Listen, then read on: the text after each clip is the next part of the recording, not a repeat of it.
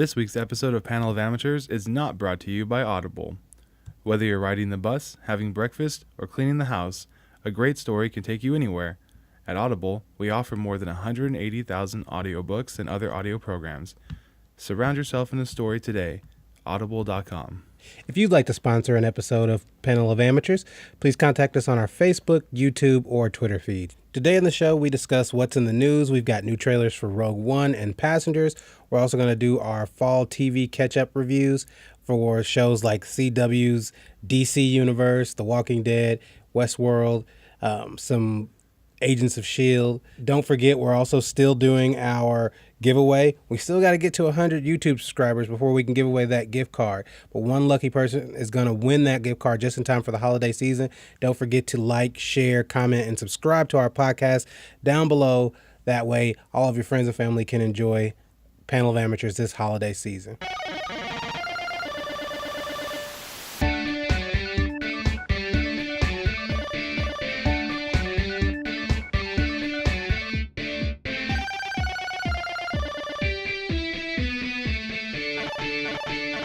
All right, Terry, well, welcome back from the holiday break. I know it's a normal week for us because we're only come on once a week, but a lot of people had time off from work and school this last week for Thanksgiving. Did you have a good time? I did. How was your Thanksgiving? It was great. Had some family over, some friends, played a lot of video games with them. We actually played Seen It, and I won every round. So which version of Seen It? Oh, Seen It Box Office Smash, which is the Xbox Live version, so that it updates every few months, so you get new questions and new gameplay. That way I can't just play it all day at home, and then when people come over, I'm like, just kidding, I know all the answers already. No Tekken or anything like that? No Street Fighter? No. We did play Mario Party. That was a good one to win at. But the problem with Mario Party is that the N64 is so old now. If you haven't bought new controllers, the joystick is really loose. So if you have to do anything where you have to rotate the joystick, you have to hold the controller sideways and like rub your hand like you're going to start a fire, and it leaves a little bit of a blister in the middle of your palm.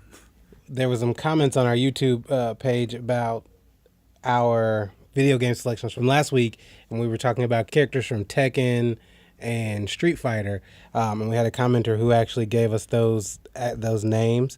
So Canted Angle Media, they let us know that Martial Law is the Bruce Lee lookalike from Tekken that we talked about last week.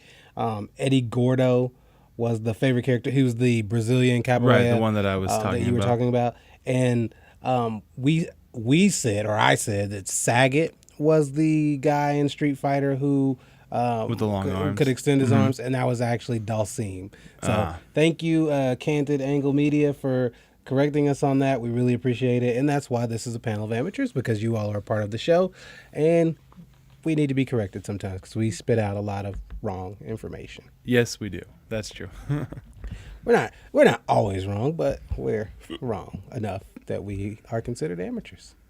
You know, because the show title says we are amateurs. Yeah, so don't forget that, guys, when you comment. And okay, real fast. So I just want to tell a story because I'm really excited about it, man. We got our first negative comment, and it was on our posting on comicbookmovie.com, and the commenter said, "Well, at least you're living up to your name." We're so excited to have our first negative comment because it means it's someone who's not our friend or family is listening. That's true. And you made it when you got internet trolls. Yeah, I mean, they're sitting under the bridge waiting for us to cross, and they're just going to troll us all day. Well, maybe just once, but soon it'll be all day. Now, unlike Canted Angle Media, we're not going to shout this person out because we're not going to give you any more attention than what you deserve. But, yeah, we are amateurs. That's the point. All right, Peter. So we got the final trailer for Rogue One, which comes out December 16th. Tickets went on sale today. I'm going to buy mine so that I don't have to go 3 days in a row trying to buy tickets and find out that the whole weekend is sold out. So I'm going to jump on mine today. But we did get a final trailer. Nothing new. Nothing new. More explosions. It was more, about it. This trailer was more explodey than the previous trailers. It's kind of just showing more action set pieces. I thought there was a little bit more humor in this with the shot of him blowing up the AT-AT or AT-AT for those. Right. Is that an AT-AT Yeah, or was that AT-ATs are the four-legged ones. AT-STs are two-legged, the ones that are on the moon of Endor. And that was four-legged without going back to watch the trailer. Right, I'm pretty sure. Yeah, it's definitely four-legged. They're AT-ATs, which are most famous on the planet Hoth, the Battle of Hoth. Also, the Battle of Jakku. They use AT-ATs as well. So what did, besides blowing, like I said, there was really nothing added to it. So No. I can't say that this makes me want to see it any more or less than I'm already excited to see it. I'm already excited to see it because, like we talked about before, it's Star Wars, so I'm going to see it. Also, the story is pretty interesting. Also, they have the female lead, which is a thing that it seems like Disney's pushing the Star Wars universe to do more now. Mm-hmm. You know, we had Rey in Force Awakens, and now we have, what is her name? Gosh, Jyn, right? Jyn Erso. Jyn. And so, you know, we had Rey in the Force Awakens, and now we have Jyn in Rogue One, and so it's an interesting change from the past, but also giving us the good stories, it seems like. So I'm not more excited to see it because of this trailer, and I'm not less excited. However, have you seen the movie poster for Rogue One? The one that has hope on it in red? No.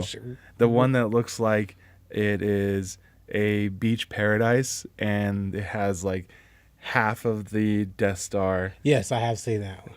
That one makes me want to see it more than some of the trailers. Because it confuses me. I'm like, what is going on in this picture? All right. Well, some news about Star Wars Rogue One that kind of fits your background a little bit more is that there was a report this week that they were given 4 weeks or so to come up with the sound for Rogue One. Is that concerning? For the sound or for the music? For the music. The composer. I was like, sound, yes, that's a concern. Came out and said that he was only given about 4 weeks to complete the the music for music for. Okay, so it is not really concerning because this is a Star Wars film. Star Wars films, they pull from themes that were created by John Williams in the first original trilogy and then build off of them. Also, because Star Wars is now owned by Disney, they have okay, so going to another topic real fast to kind of emphasize this point. In the Marvel Symphonic Universe, if you think about Marvel films, none of the characters have theme songs anymore. Everything is just kind of background ambient music. All the music kind of sounds the same, and that's because they use what's called temp music, or music from another film to edit to, and then the composer comes in and writes music similar to the music that they had as temp music. So everything sounds similar because they're basing their music off of somebody else's music. Gotcha. So that's what Disney and Marvel have been doing, and now since Disney owns Star Wars, I feel like they're just going to be taking the John Williams themes and like inverting some of the melodies. They're gonna be remixing. And remixing. Kids know that. They know that phrase from the. Yeah, so it's gonna be remixing the old themes, and you can hear that in the Rogue One trailers. If you listen to it, the music is familiar because it's the same Star Wars themes we've been listening to for 30 years, just remixed. So I'm not super concerned about it. This is not me trying. I'm not trying to come around and say, "Oh, the movie's going to be bad," or should we, are we getting a Batman versus Superman situation? And I'm going to compare every bad movie to that because that was historically bad. But sometimes I think, do we give Star Wars more credit than, like, because we're so tied into it and our hearts are so attached to it?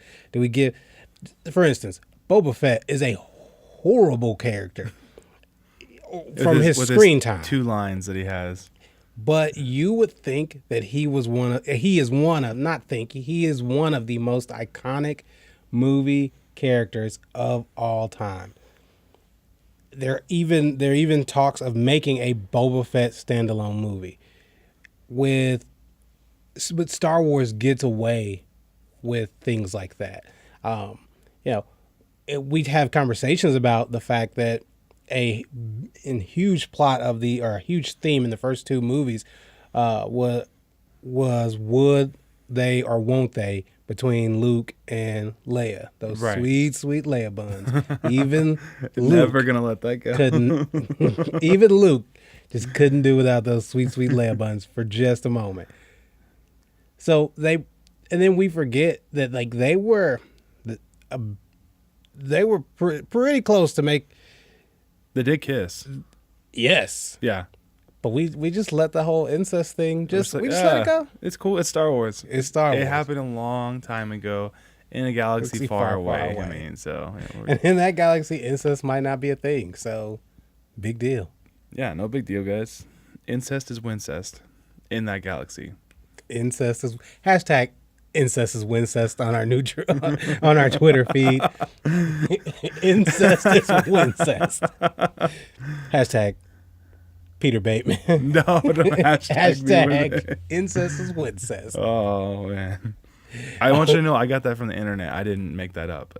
I used it. I stole it from 9gag. So that actually sounds like something you made up, Peter. I did not. Anyway, moving on. Hashtag Peter. Hashtag incest is wincest. All right, so that's it. Like I said, I'm gonna go on today and order my ticket. So regardless of what they do, they could come out today and say that they actually pulled the film from the garbage can and just pieced it together, and I would still be standing in line to see it because it's Star Wars. And then also you'll get to see like pieces of banana peel in random places and like dirty diapers because they pulled it from the garbage can. So wouldn't that be interesting? Yes. And I guarantee you, most people out there, if they could get the same information, and we're all going to be standing in line waiting to see this movie and the banana peels. All right. So we also got a new trailer for Passengers, which comes out Christmas weekend. This one stars Chris Pratt from movies like Guardians of the Galaxy 2 and Jurassic World, and it also stars Jennifer Lawrence, who plays Mystique in the X-Men Fox X-Men universe. Also, everyone knows her as Katniss now. And Katniss. Sorry, Jennifer, that sucks for you. Hunger Games. I thought that the trailer gave more background information into the shadowy government conspiracy, which is kind of the theme of most of our Lost in Space movies now, is that the government is sketchy. Don't trust them because they've always got a hidden agenda. Yeah. Sounds familiar. Well, it's like the Lost in Space theme is the new slasher film. You know, in the 80s we had all these slasher horror films, and they were all basically the same story with different weapons. And now we have everyone's getting lost in space. And I think the same with different spaceships. It's probably just has more to do with, back in the 80s and stuff like that, those people went outside and played in the woods. Yeah. Stupid. Like, we're safe because we don't leave the house and we play video games. Kind of like going to space. Therefore, that's what scares us. So that's our new horror film. It's going to space and getting lost. Never, ever coming back. And see what they do, like in this film and many others, they trick you into believing, oh, you're lost in space. You wake up next to a beautiful woman. It's just you two. You're going to make out all day long.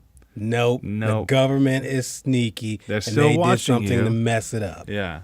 So from this trailer, it's starting to seem like they were told they were going to colonize a new planet, but it seems more like an extermination project. Like they're just filling these ships with people and then killing them all to make space on Earth or something like that. That's kind of what the vibe that I'm getting from this new trailer. Yeah, I'm getting that too.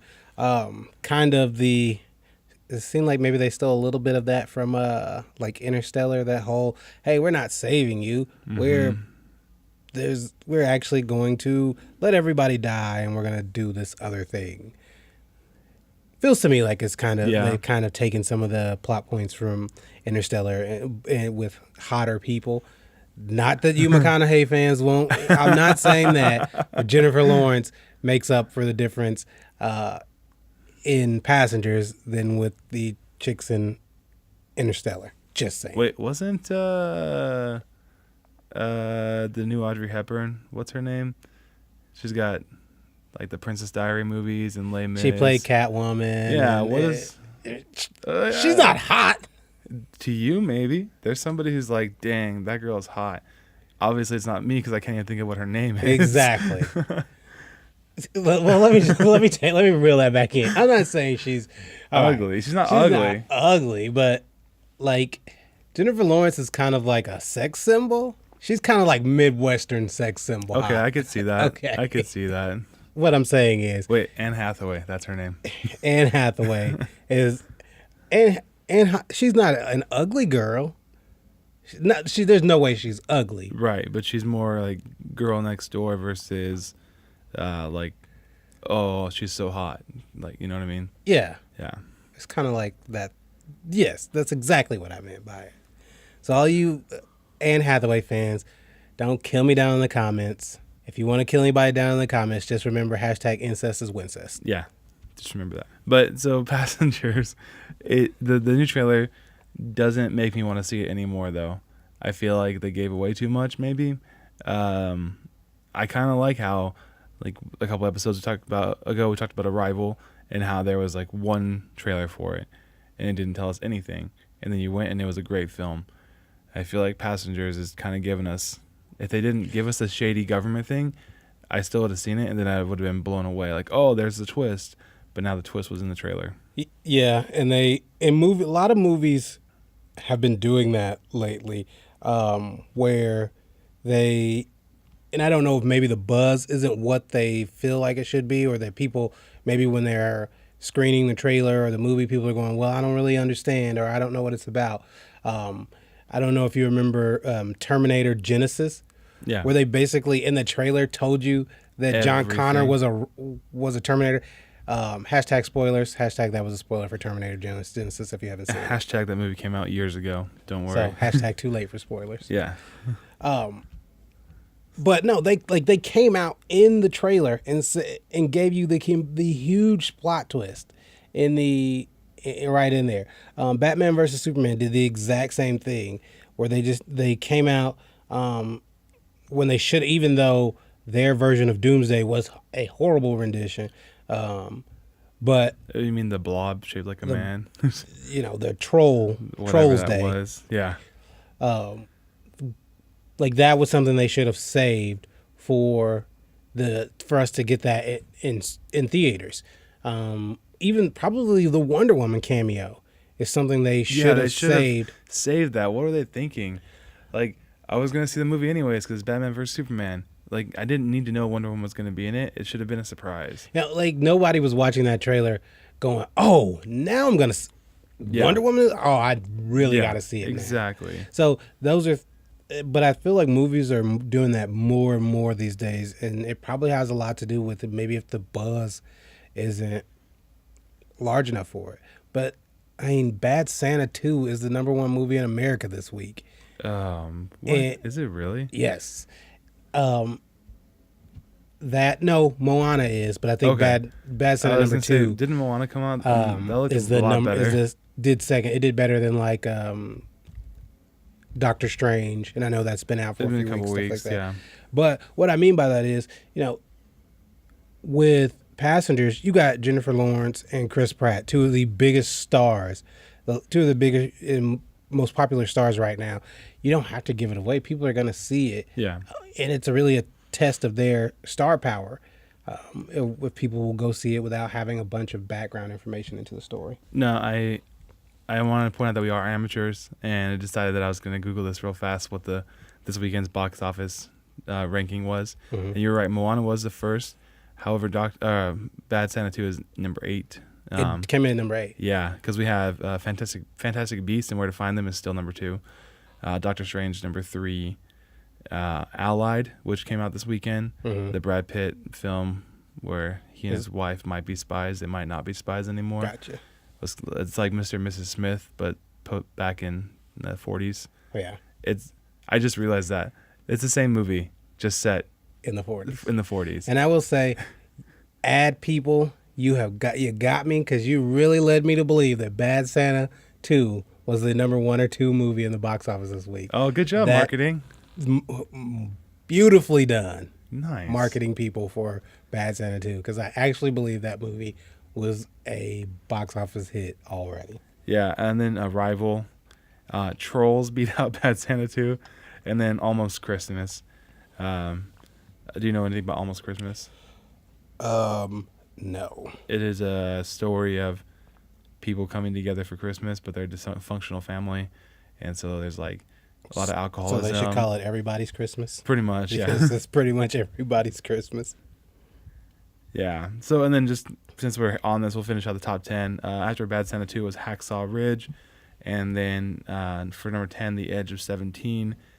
I have no idea what that is. But it looks like it's been out for a little bit. It's gone down 37% in revenue. So well, December through January is generally Oscar buzz month, so we're not getting a lot of movies that would kind of fit what we talk about here. Right.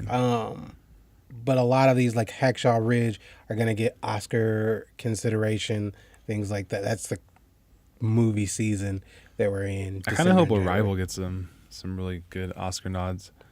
That'd be good. I think it will, but you know, you've got Fences coming up, the Denzel Washington movie we talked about. Does that come out before the end of the year? I believe so. Oh, okay. There's going to be a lot of stiff competition. You've got some major players that are coming in for Oscar season. Rogue One is going to get some kind of nomination for sound, because every Star Wars film gets at least nominated for sound, if not wins. Do you think that the Oscars, this is completely off topic because that's what we do. That's kind of what we do. Do you think the Oscars needs to go younger? You mean like the board that chooses things? They need to be younger people, or younger? Because, like, well, let's be honest. A lot of the movies that they are choosing, these are not the movies that do the most as far as the box office. And not that that means that it's a better movie, but I mean, just for ratings itself, when watching the Oscars, sometimes there are years, I don't even know, like the films that they are up for Best Picture, haven't seen any of them, or maybe one. Do you think that for their audience or for ratings, they need to go younger? Because even when they have musical performances, I'm like, yeah, so I'm going to move on. Yeah, the Oscars, to me, I haven't watched them in like, I want to say 10 years probably, because I just don't care enough. I care about seeing the movies I'm going to see and then talking with my friends about them, but I don't like to sit for 3 hours while they have an award ceremony. And I know that some of the Oscar awards, they aren't even presented or even talked about during that show. They have them beforehand. Before filming, yes. Right, especially for sound guys, like the sound ones, there's a couple different categories, and only I think it's best sound design and best score are the only two that they actually talk about at the show, but there's other supporting sound that are before the show that they get out at a different ceremony. Maybe, since we live in this connected universe world where you have to have a Marvel Cinematic Universe, a DC Cinematic Universe, maybe what they ought to do is do a awards universe where they combine the Oscars with the MTV Movie Awards, and the Oscars can have an award for Best Cinematic Makeout Session. What? Just tell me you're not watching that. I mean, yeah, that's going to bring in some people because they're going to have to show the clips. They got to show the clips. Best on-screen twerk session. No.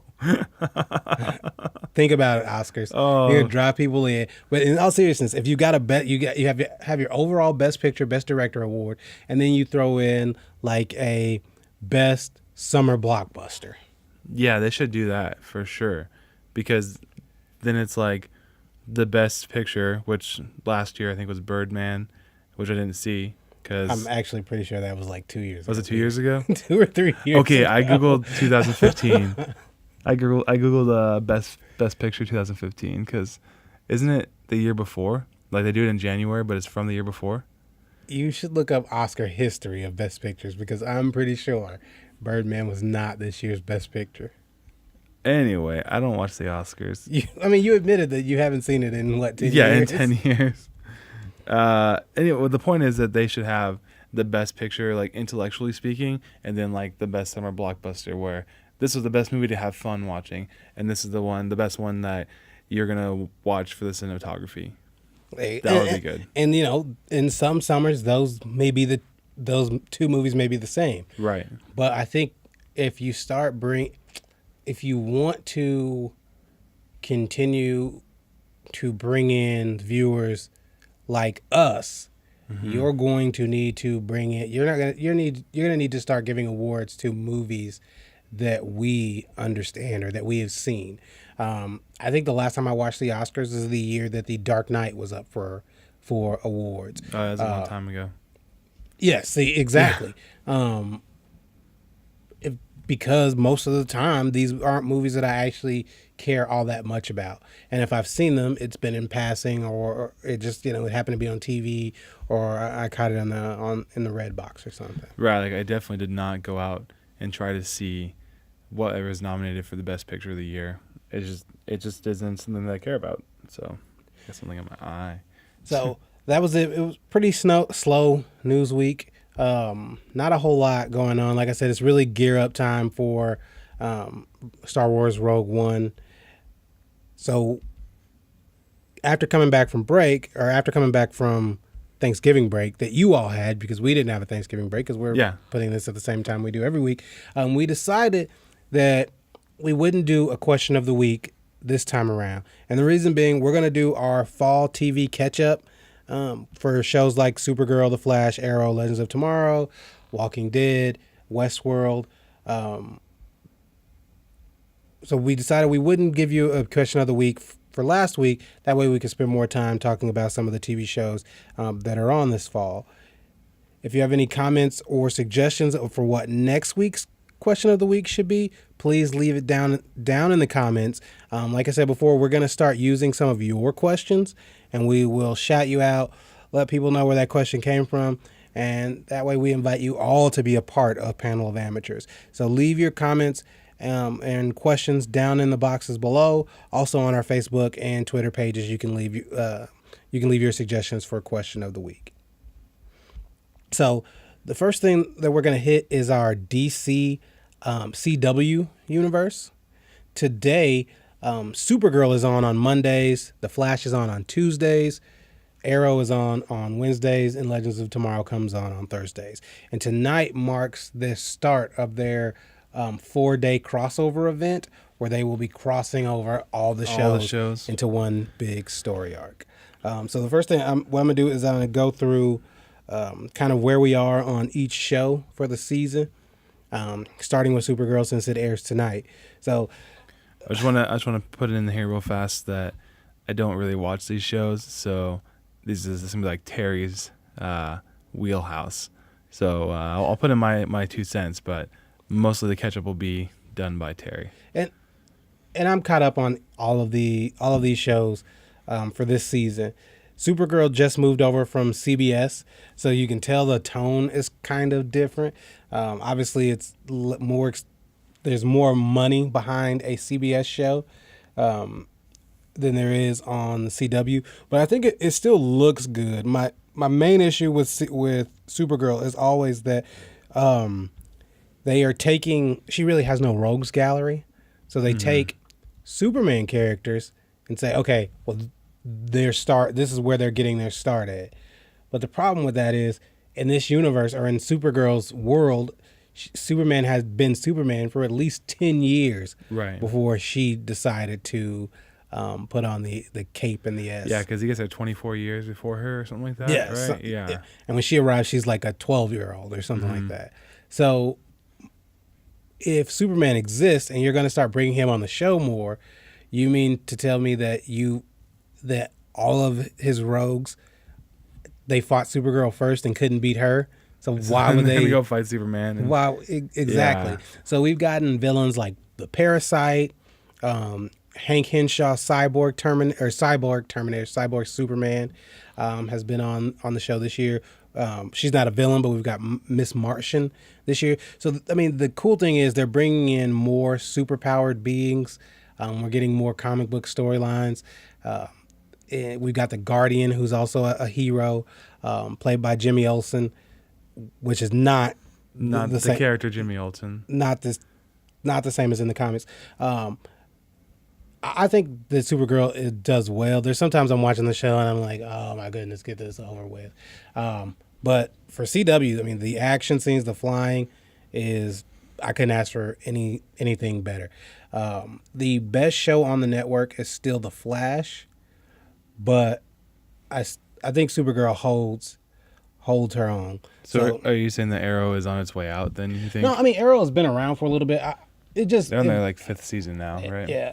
I think what bothers me about Arrow is that he is the Batman of this universe. Mm-hmm. Although last week on Supergirl, we did get an Easter egg drop that Batman does exist in this universe. They've mentioned Gotham a few times. Last week, Supergirl even mentioned that her cousin, Superman, has worked with a guy who likes to use a lot of gadgets at night. And we're all thinking that is a reference to Batman. Arrow has some gadgets. Not as many, but... Yes, but here's where we set up. So kind of background information. Supergirl is on a different Earth than Arrow and the Flash. How are they going to cross over? So in last year, when they did a crossover event with the Flash and Supergirl, the Flash, because of his speed, can travel to different parallel universes. Because basically that's the way DC sets theirs up, is they've got parallel universes. Some characters exist within the same universe. Some characters exist in a different universe.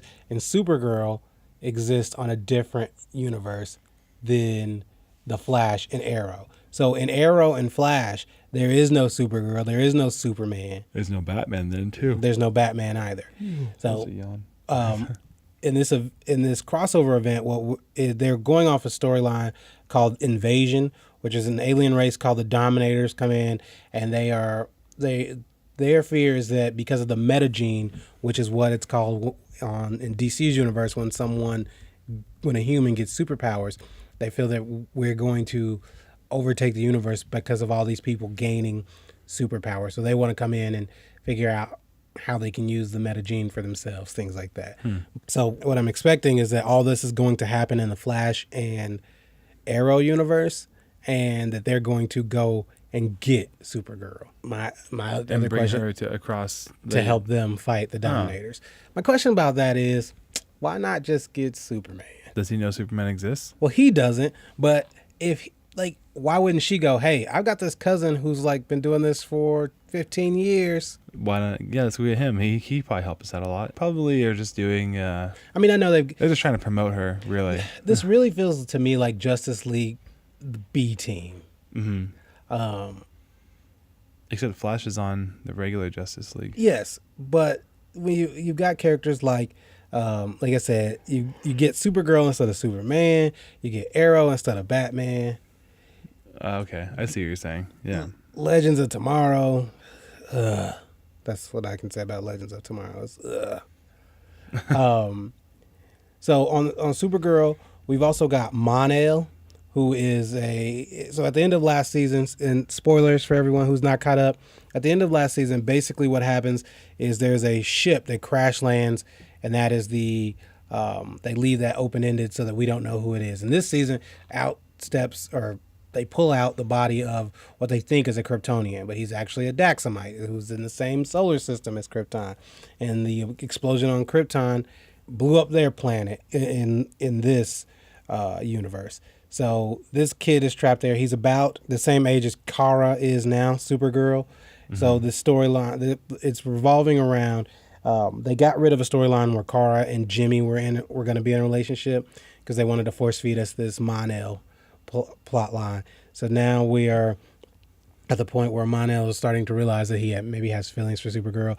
Now the difference is he can't fly and he doesn't shoot lasers from his eyes. But he still has strength and speed and... Yeah.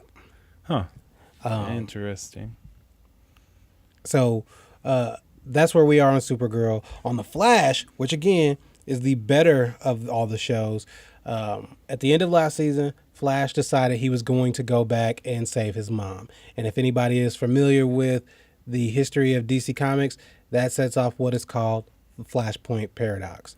So we start this season where instead of his mom being dead and his father being in prison, everything, he still has his Flash powers, but everything is where Barry wants it to be as far as his family is concerned. So he's happy. He gets to go home and see his mom and dad, but then he starts to realize, because he still has memories of the previous universe or the previous timeline, he starts to realize that things have changed drastically.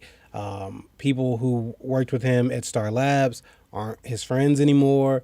There are characters that have passed away, all because of this change that he made to the timeline.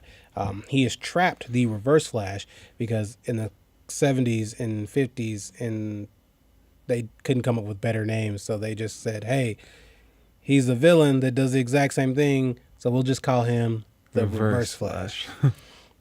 So he has to enlist the help of the Reverse Flash to go back and fix the timeline. And he has to realize, Barry comes to the realization that just because he wants things to be a certain way doesn't mean that that's what's best for everybody. So he has to go back for like the third time in 3 seasons and let his mom die. Because yes, he's done this before. So he has to go back and let his mom die, let his dad go to prison. But when he gets back to present day, there are still certain things that are changed about the timeline, because the Reverse Flash, in all his villainy, decided that he would mess with the timeline anyway, because that's what villains do. Yeah. And why wouldn't the Flash have thought of that? But he didn't. So now there are things that change. Even the Flash point paradox has even changed certain things on Arrow. So they did do it kind of cross the universe. It's changed a few small details about Arrow's timeline, but mostly affecting the Flash. And we're still seeing characters who didn't have powers last season are gaining them this season because of this change. So that's where we are on the Flash. I think the Flash is the bridge, because Flash has done cameos on both Arrow and Supergirl at this point. Right. So he's going to be the bridge between the shows, is basically what is how I think this whole thing is going to work itself out. The Flash overall is the best show on the network. I think my biggest issue with Flash is that they're introducing too many speedsters all at once. So you've got Flash now, you've got Kid Flash, and you've got Jesse Quick, and who are all speedsters, who are all good guy speedsters. My problem with them all existing now is what makes Barry Allen, who is the Flash, what makes him special. If we have more than one of the same power, then it's not something special. And they're all heroes also. So those are the speedsters that you have that are heroes. For villains, we've seen 3 or 4 speedster villains. So we've got 6 or 7 people in this universe that all have super speed, and most of them claim to be faster than Barry. But at the beginning of every episode, he says he's the fastest man alive. But we spent the last 2 seasons with him going, I'm not fast enough to stop this guy. So you're not really the fastest man alive. Continuity errors. That's my favorite thing to find in my shows. So that's where we are. But that's my biggest gripe. My only gripe about The Flash is that I think we've gotten too many speedsters, and it takes away Barry being special. And that kind of, with Superman existing in Supergirl's universe, when she does stuff, I go, well, why are they so excited? Superman's been around for, she blew out a fire or saved a cat. Hasn't her cousin been doing that for the last 15 years? Yeah, but he's in Metropolis and they're in National City. Yeah. Yeah. It's just the next town over. I kind of feel like once you get Superman in a world somebody pretty close is just, it's not really gonna cut it. But Arrow, moving on to Arrow. Arrow is the Batman of this universe, and that is what pisses me off every week about Arrow, is that they introduce a lot of Batman villains in Arrow because his rogues gallery is not, I don't think they feel like it's substantial enough to warrant bringing on all his villains. Again, I think comic book writers early on were lazy, so a lot of times, whatever your superpower was, the villain had the exact same superpower, just an opposite color costume. So kind of like Bizarro Superman. Yes. So it's a little bit different, but I see what you're saying. So for Arrow, they went through the Merlin storyline, which is one of his larger villains. But what does Merlin do? He is an archer. Yeah. Just like Arrow. Even this year, we've got a character called Prometheus, who, guess what? Is an archer. Is an archer. Because who picks up and goes, you know what? I want to start a life of crime, or I want to become a hero. And the best, most efficient weapon I can find is a bow and arrow. Nobody. Nobody. That's who. Yeah. So where we are in Arrow is basically you got his previous Arrow team has completely left. They've gotten tired of his brooding and killing at one point.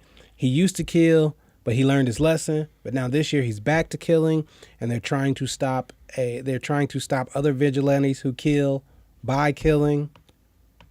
It really makes no sense when you think about it all. It's almost as bad as so the Arrow's back to killing, because I know for a while there he was like, I'm not going to kill anybody. He is back to killing. Oh my god! His new team found out that he used to kill, but they're pissed off that he didn't tell them that he used to kill, even though one of the guys on his new team called Mad Dog has guns and fires them nonstop in every action scene. And so does his friend Diggle, or he used to be Bodyguard, who's also a member of Team Arrow, right? Who fires guns. But they're stopping other vigilantes or other bad guys because they are killing and terrorizing the city. But you're doing the same thing. You're killing people. It's almost the thing with Batman versus Superman. You guys are really kind of the same. Have you seen that video where Batman doesn't understand death at all? No. Where can they find that at? Oh, it's on YouTube somewhere.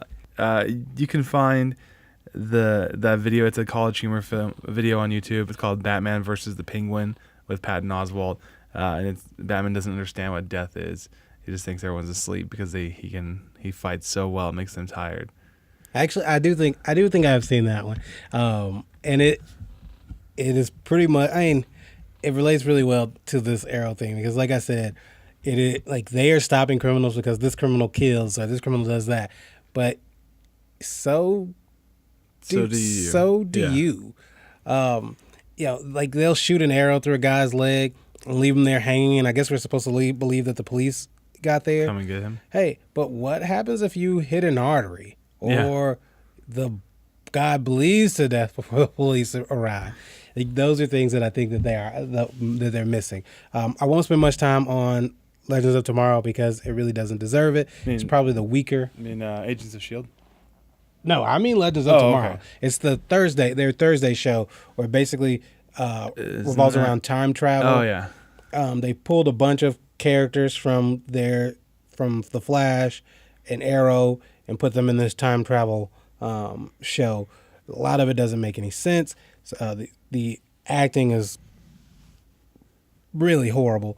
So I won't spend much time on it, but it is the fourth and final episode of this 4-night crossover that we'll get started with tonight on Supergirl. I'm excited for that just because you're getting to see all these. It's kind of like Justice League live action before we get Justice League live action. Mm-hmm. So I'm excited to see what they do with it. For CW, these shows are really good, all except Legends of Tomorrow.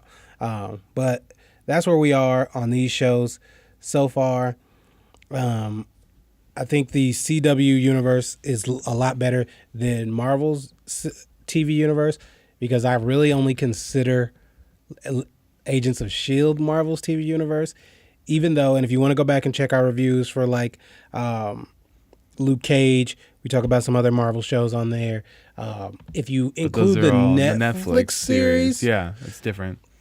I think that it's on par, but just for strictly network television, obviously CW, their shows are better. If I had to rank them, I would rank Marvel's Agents of S.H.I.E.L.D. even after Legends of Tomorrow. And I just told you how bad that show is.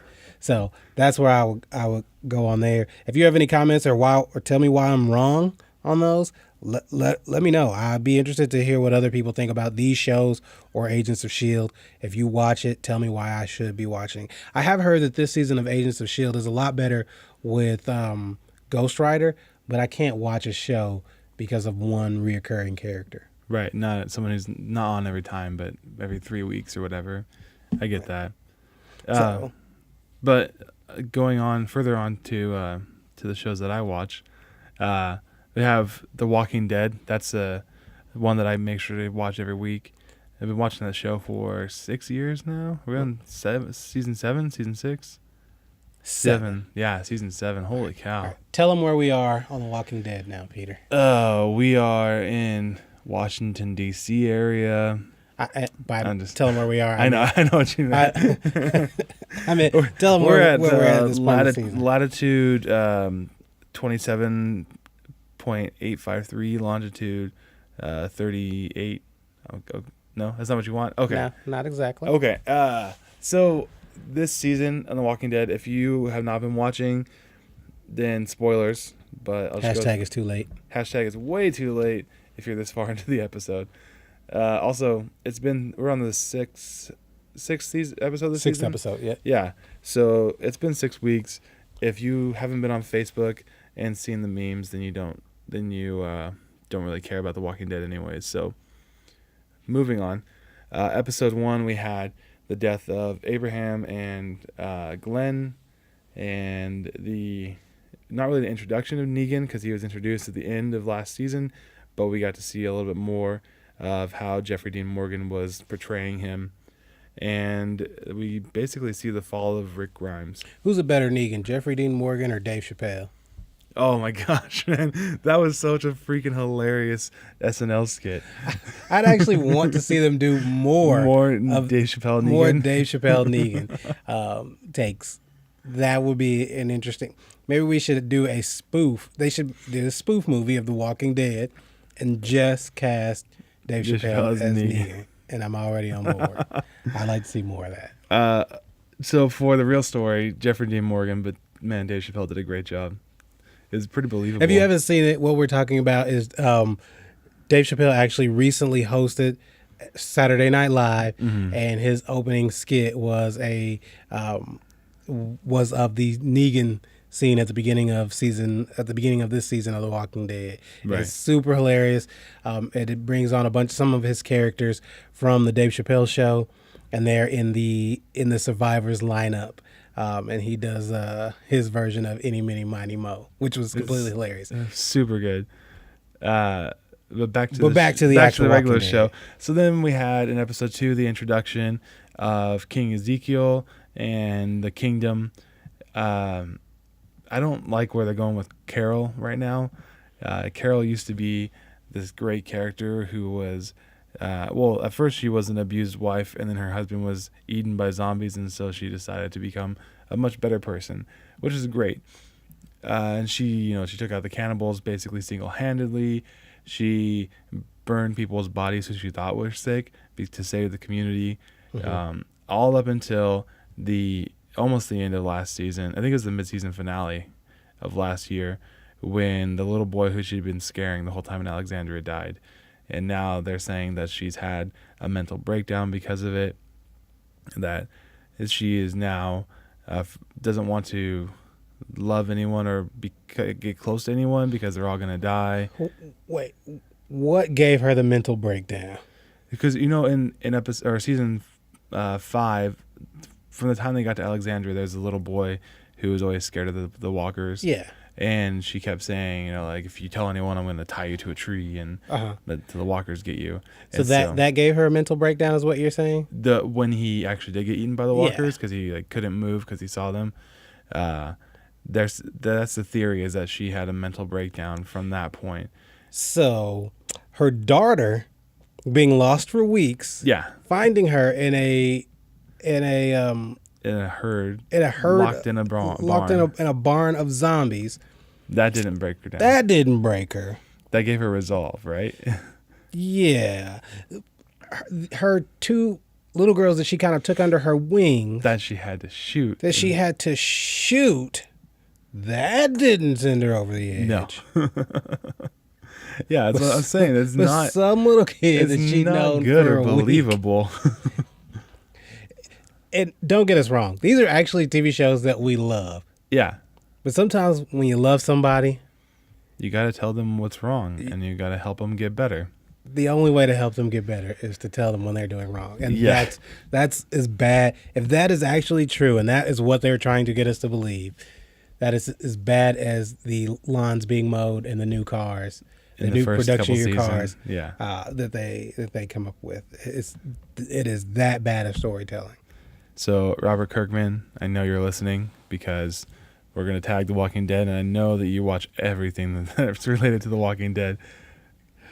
Gosh, Robert, your ego is huge, man. Yeah. But just a thought, man, you could just make her bad A again. I don't know. That'd be cool.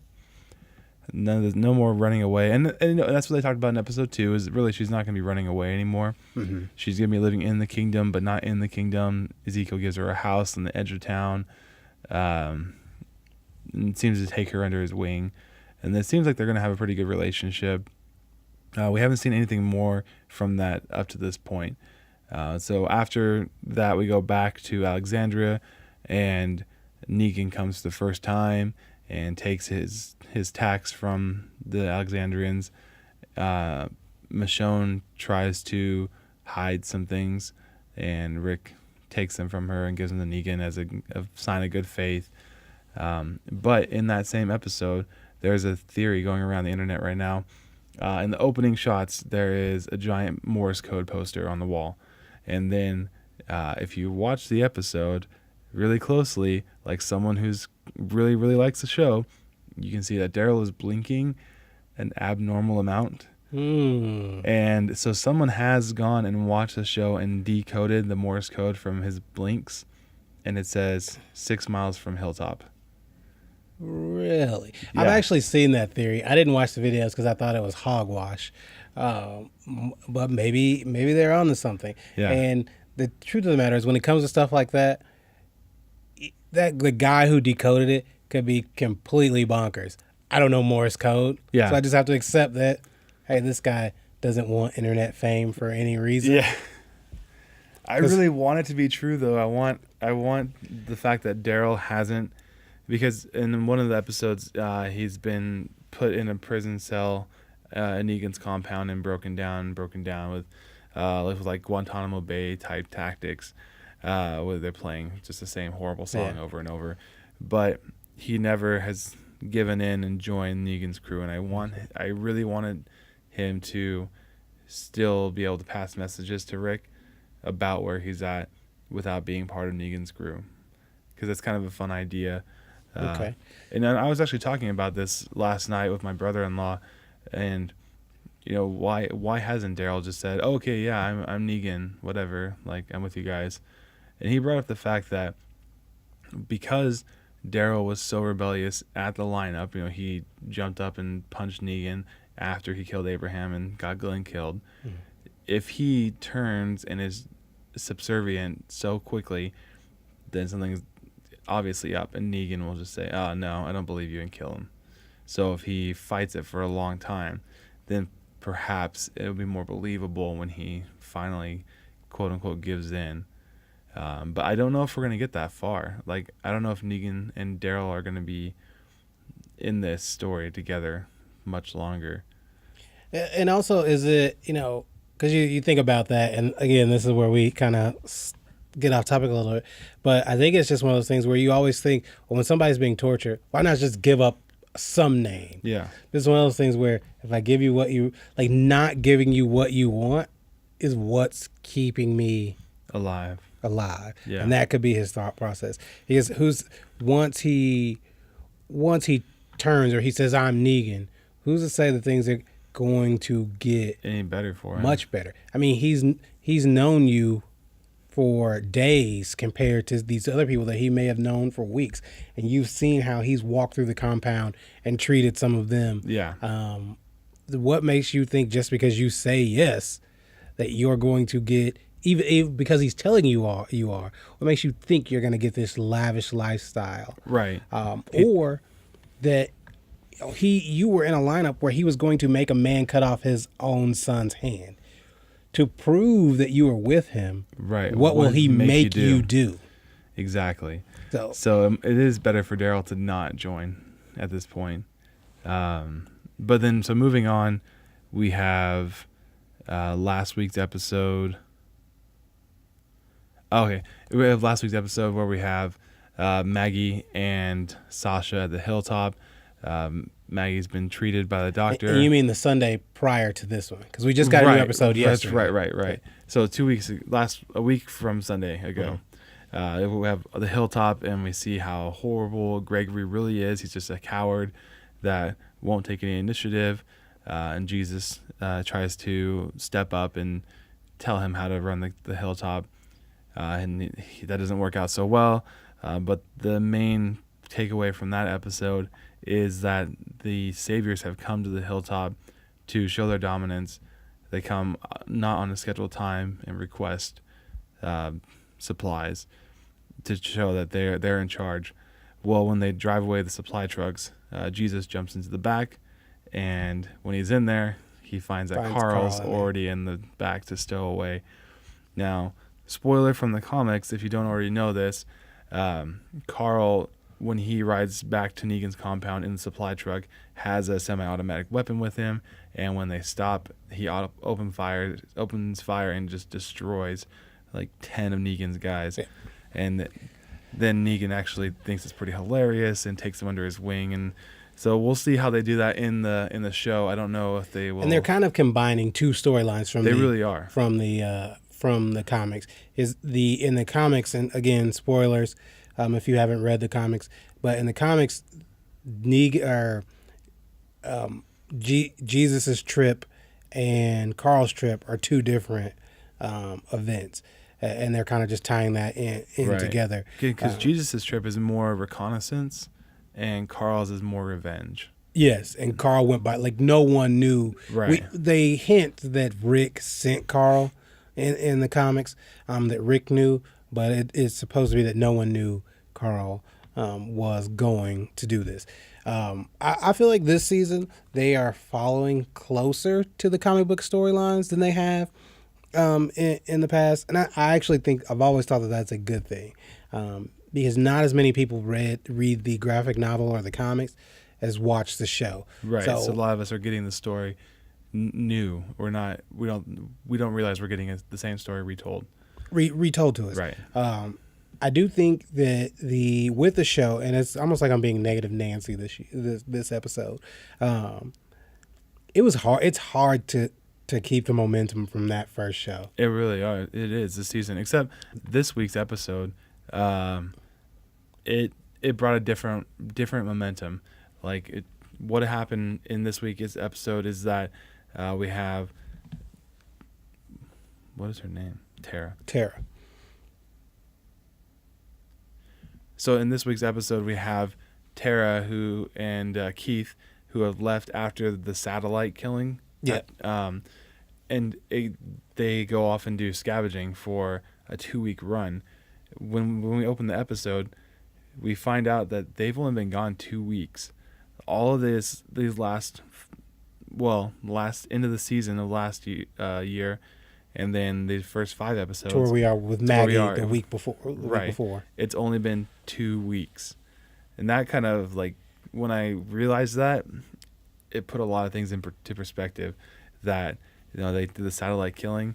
And the satellite, where they killed the guys at the satellite compound, that was like the next to last episode of last season. Right. So in 2 weeks, they had the killing. They had the small group of saviors that took Carol and Maggie, and then they had the rescue mission from there. Then they also have trying to get Maggie to the hilltop, but the Saviors trap them, and then we introduce Negan. Then we have Glenn and Abraham's killing, and in the Carol finding the kingdom, and Morgan as well with her. All of this has only happened in 2 weeks. For us, it's been 6 months that I've been watching this, from the time of introducing the Saviors really till now. And so it's good to have perspective that although it's been taking me a long time to see this story, this has only been 2 weeks. And it kind of gives you an idea of how survival in this universe has been for these 6 years that they've been alive. We feel like this has been a long drawn, but this has been a short, like all this stuff is happening in a short period of time for them. And that's not, I didn't say that it's hard to carry that momentum to say that they haven't, that this season isn't going well. I think the season is, it's okay so far. I just think like you shot off a rocket, and it's hard to keep that from the things that happened in the first episode. It's hard to keep that trajectory without leveling off some. And I think they've leveled off. Now that doesn't mean that they've dropped or that it's become low. I just think that now they're in real storytelling mode, and it's kind of leveled off. You can't, because of the characters that they got rid of in the first episode, you can't, if you're not killing off characters like that every week, then the episodes don't seem to hold as much weight emotionally. That makes sense. But all in all, I think, like I said, we'll see where this season of The Walking Dead goes. But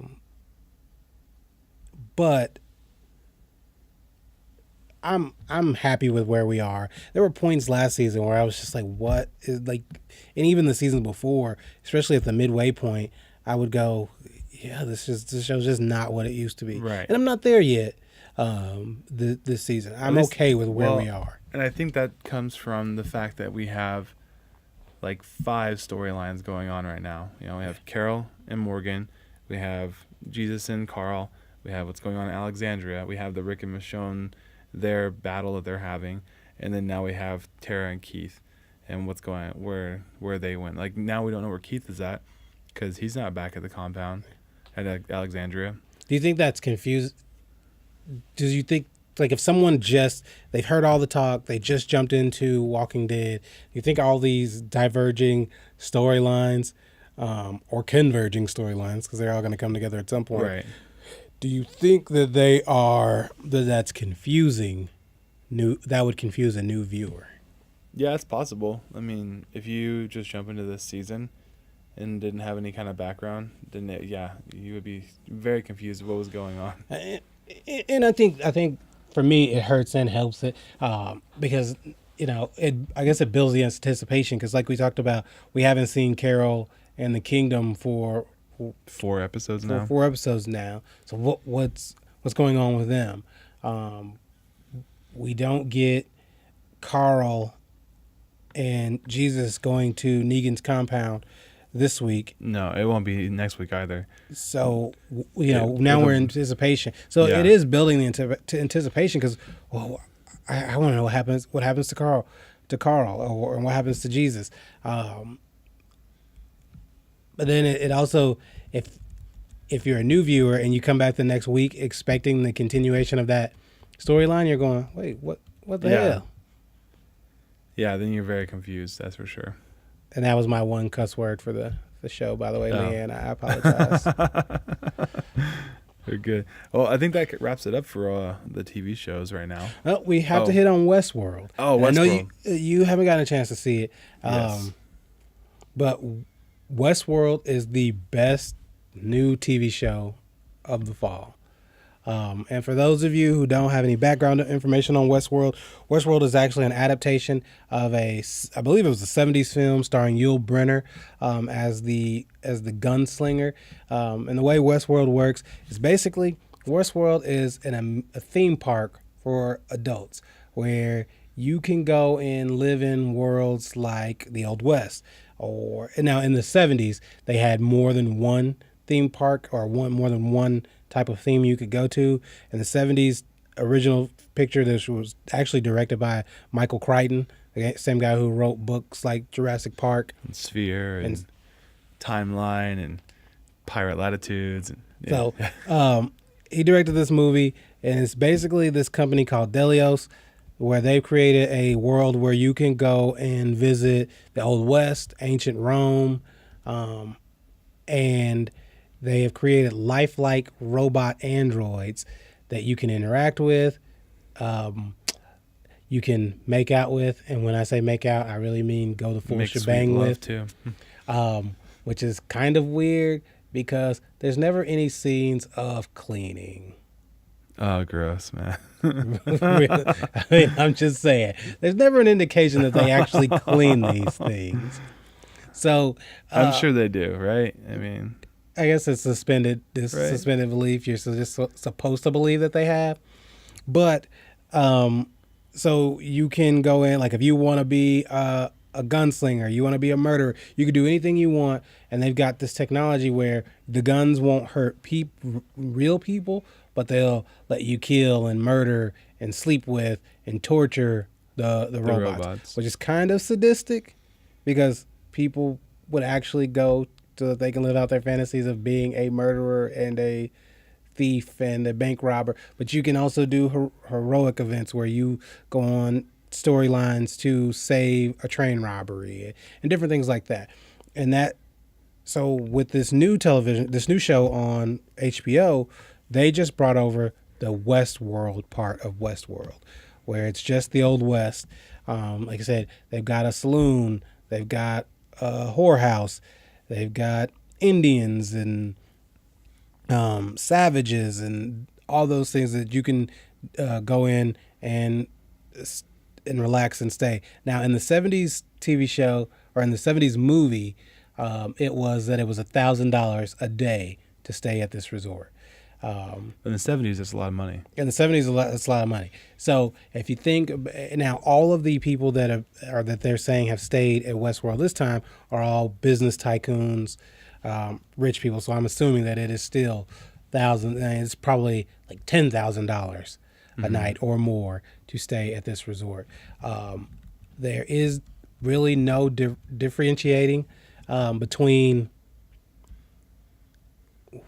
who is real and who is fake, or the robots are so lifelike that it's hard for you to tell who is real and who is fake. That was even a big plot of the series that was a big reveal in one of the most recent episodes, is that someone we thought was an actual human has been an android the whole time, and that android didn't even know that they were an android. And most of them don't. They're all built so that they're not. So basically the way this show sets up is you got Ford, who is one of the founders of this park and this technology. His partner Arnold died some time ago. We don't really know whether Arnold is actually dead or he's somewhere in the park or his consciousness has been downloaded into something else. But basically, Ford has like mental control of all of the attractions, the androids, which leads some people to theorize that Ford is actually an android, because most time they have to give a certain command to get the androids to stop doing one thing and do another. But it's kind of like iRobot in certain senses. While the androids can strike a human being, they can't kill them or harm them outside of striking them. But they can certainly bang them. Yeah. Because there's quite a bit of android human banging. Yeah, and it is HBO. Yeah, that's what HBO does. So you've got, one of the coolest things about the show is that you've got at least two timelines going on at the same time. And in one time, we don't find out, or we don't really get the drop that there are two different timelines until midway through the season. They just aired episode 9 of 10 last night. But basically what we're in this, we know all the androids are in both timelines, but we're trying to figure out which human is which in the current timeline and the old timeline. Did it make any sense? No. So there's two timelines, and so one of the characters in the new timeline could be an android, but could have been a human in the last one. Is that what you're saying? That, and so we've got this guy called the Man in Black, and he is in what we would consider the current timeline. Okay. Although the technology makes it seem like it's in the distant future, but we'll call that the current timeline. And he is kind of on this journey to find a deeper hidden maze within this park, where he can be even in more control, and because he's been coming to the park for 30 years, he says, and he wants more. And then we've got a timeline where there's a younger guy who we think is the Man in Black, who's not as murdery. He's still at the point in his life where he's like, oh, the world is great. I think I'm in love with this robot. And okay, so it's not like it's going to happen that turns him to be super murdery. Super murdery and rapey. Yeah. And just awful. And awful and murderbot scalpy. But then it goes back to the, as humans, like, because we go, like, he'll kill somebody and we'll go, oh man, that sucks. Well, it was a robot. Even though it bled and choked on his blood, right, and did all those things like a human would do, but we find out that they're androids. It's android. Well, I think it's the best new show of the season. My theory, and I haven't seen this as much, is that for all these past years that we've been watching HBO, we haven't realized that we've actually been watching Westworld. You think like Game of Thrones is Westworld? Android theme park. No. So the White Walkers are just androids? Everybody's an android. Now think about this. In Westworld, if an android dies, basically, like if somebody slits that android's throat, or a bunch of people stab that android in a courtyard and leave it there to die, well, the workers come out, pick up the android, they refurbish it, so to say, clean up the stab wounds, and then put it back out to continue its storyline. That sound familiar to you? I mean, you know nothing, really Jon know Snow. Nothing. Yeah. So what if you cut off their head and put a wolf's head on their body? Will they still put them back together? They will do. Listen, think about it. So if you've never seen shows like The Wire, well, you got, hey, I'm on vacation. I'm a rich guy. I want to play a cop who's after drug dealers. And I want to just be murdery and get away with it. Go to Westworld and you can play a cop. You want to play kind of medieval times, do what you want to do, sleep with people, have orgies, murder people. People come back to life. People come from the dead. Head to Westeros World. Westeros World. Yeah. Peter, it is all connected. It's all the same. We've been watching Westworld for 20 plus years on HBO, and we didn't even know it. I hope that's true. That'd be awesome. We talked about it earlier. We live in a world today where it is all connected universes. HBO has had a connected universe, and we didn't realize it for 20 or so years. In the next 5 years, when they drop that bombshell, I'm gonna be like, "Hey guys, episode 10, Panel of Amateurs." Terry already said it. Terry said that. Yeah. Everything has been connected. All their shows have already been. All their shows have been connected. Entourage is connected. Hey, I want to know what it's like to be a movie star and do movies and have my buddies hang out with me. Let's go to Westworld where we can be pretend movie stars. That's awesome. That's a good theory, man. I'll accept it. It's all connected. HBO, if you're listening, please, please, please let this be true. That everything reveal on the last episode of Game of Thrones, the series finale, that this was all a Westworld theme park. You know, do another Entourage movie that no one will see, and reveal that it was all a Westworld theme park. Do the Wire reunion and say these were all Westworld characters. And what makes that even more clear is that when you recast these people in different shows, they're the same android. It's cool. You can say this android was just repurposed. One of the main androids from Westworld was also in another one of HBO's shows. She was a character on True Blood. Maybe True Blood was a theme park where you could go and be vampires and werewolves. And now she has been repurposed that she is in the Western. In the Western. I think her name, she's got a boy name. It's like Evan Rachel Scott or Rachel Evans or something like that. Something weird. Evan Rachel Wood? Evan Rachel Wood, yes. She was in both Westworld and True Blood.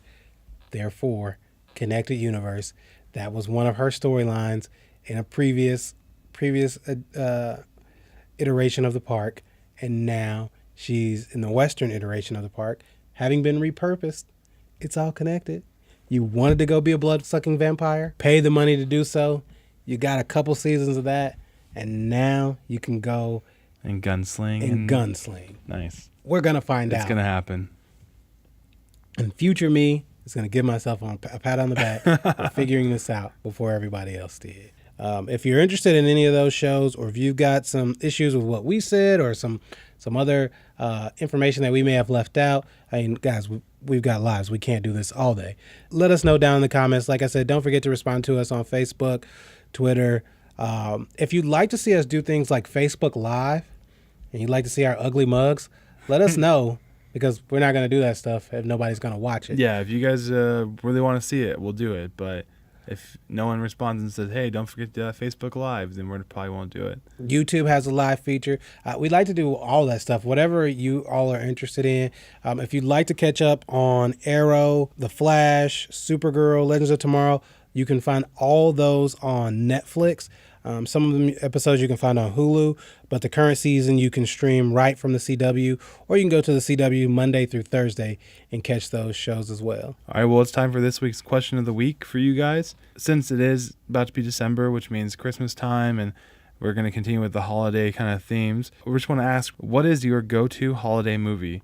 Like, what movie do you watch every year with your family and either laugh or cry, depends on what movie it is, or you watch it just out of nostalgia. You don't even really like the movie, but it's the one you watch every year because that's what your family does. Not giving mine away, but Rudolph the Red-Nosed Reindeer does air this Tuesday on CBS.